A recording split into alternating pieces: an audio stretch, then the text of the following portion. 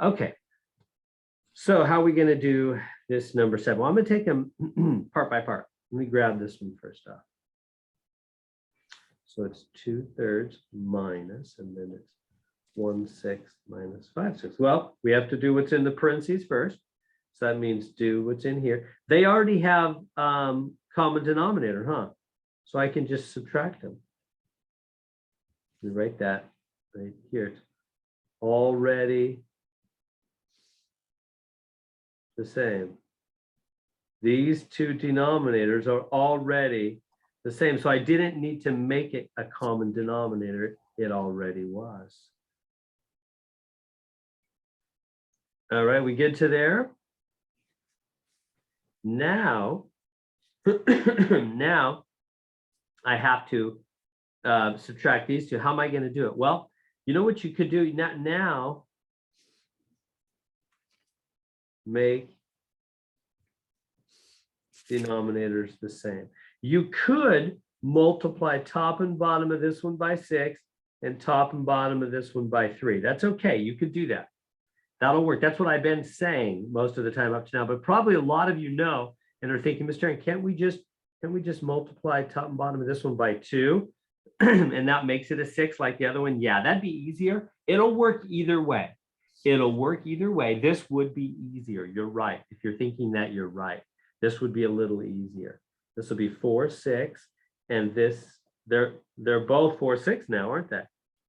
So you just need to do whatever you can do to make the denominators the same. And now, remember what double negative does? It's positive, huh?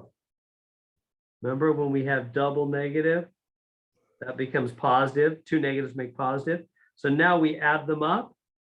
8, 6. You don't add the bottoms, do you? You just add the tops. You keep the denominators the same, common denominators. You think, why don't we add the, you might say, why don't we add the tops? Because it's just not right. Let me show you what I mean by, what do you mean, Mr. It's just not right. Think about real life.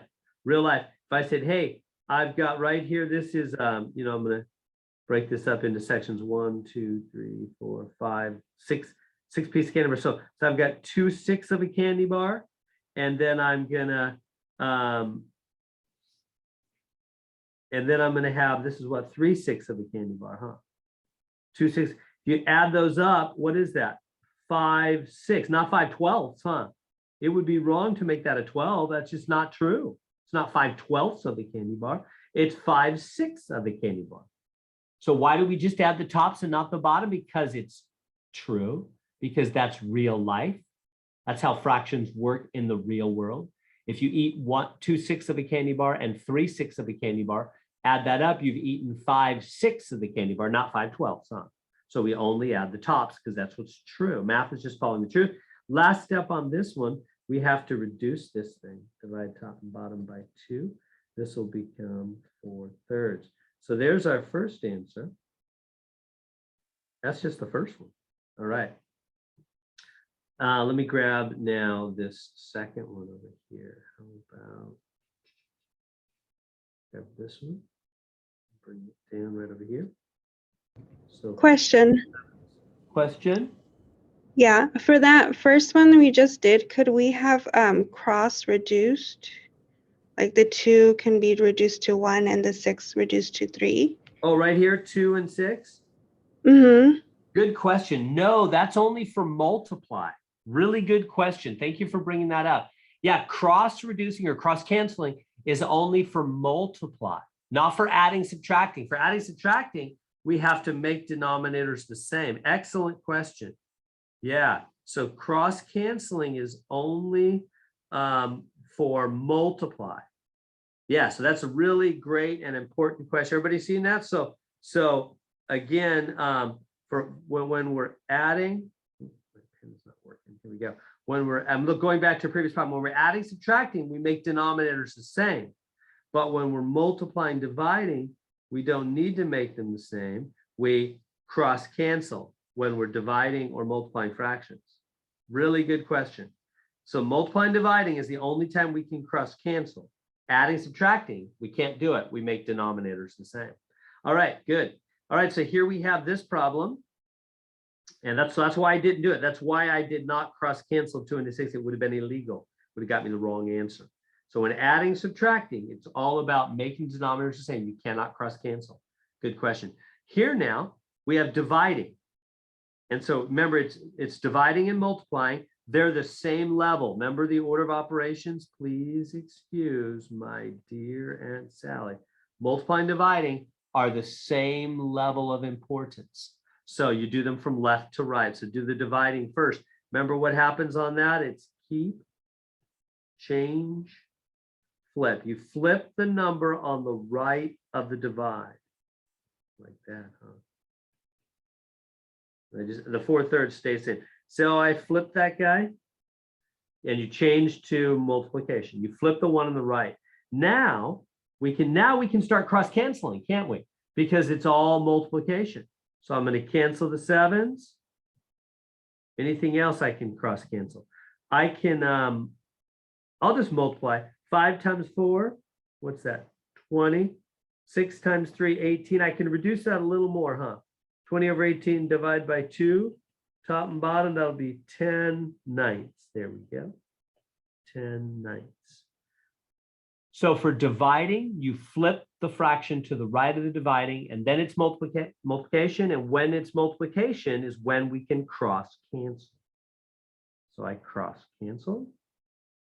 All right, 2 more. Let me grab this one right here. 28 times 1/4 squared.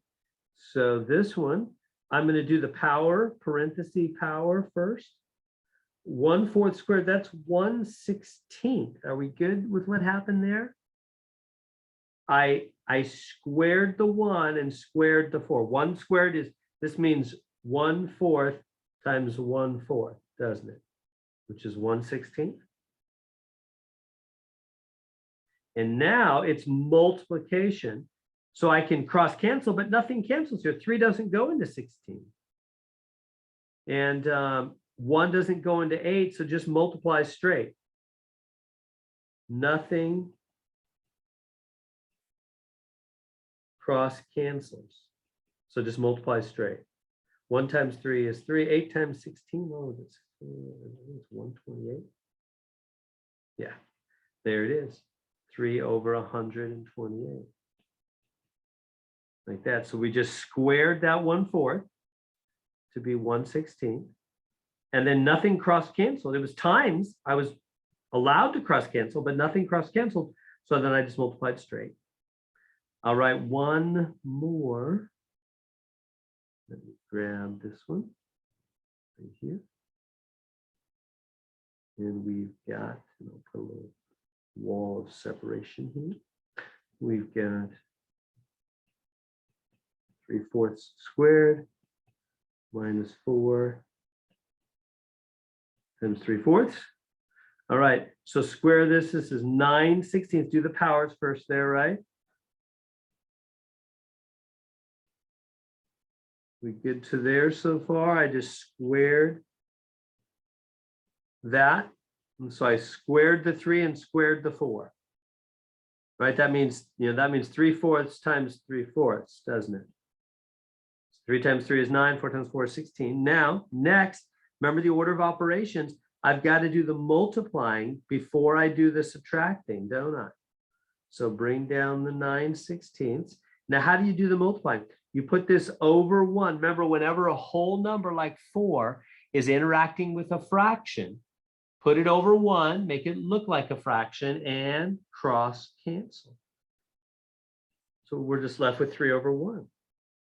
Remember, when you're multiplying is when you're allowed to cross cancel. Now I need to subtract those fractions. How do I subtract them? You got to multiply top and bottom. This one you multiply top and bottom by 1. This one top and bottom by 16, right? To subtract must make denominators the same. So what do we get then? 9/16 minus 48/16, right? 3 times 16 made 48. See how both denominators are 16 now?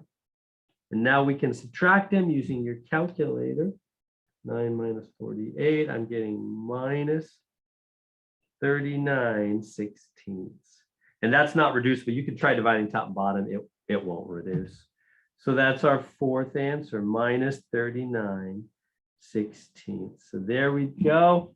Leave that there. We did all four. So let me recap that last one. We squared the 3/4, which meant 3 times 3 and 4 times 4, it's 9/16. And then over here, we multiplied, because multiplying is before adding, subtracting. Remember, adding, subtracting is last. So that meant we cross cancel. With multiplying, you can cross cancel. So we said 3/1. Now we needed to subtract. Got to make the denominators the same. Multiply top and bottom by the other denominator. Now we made the two denominators both the same, 16, so we can subtract. There we go.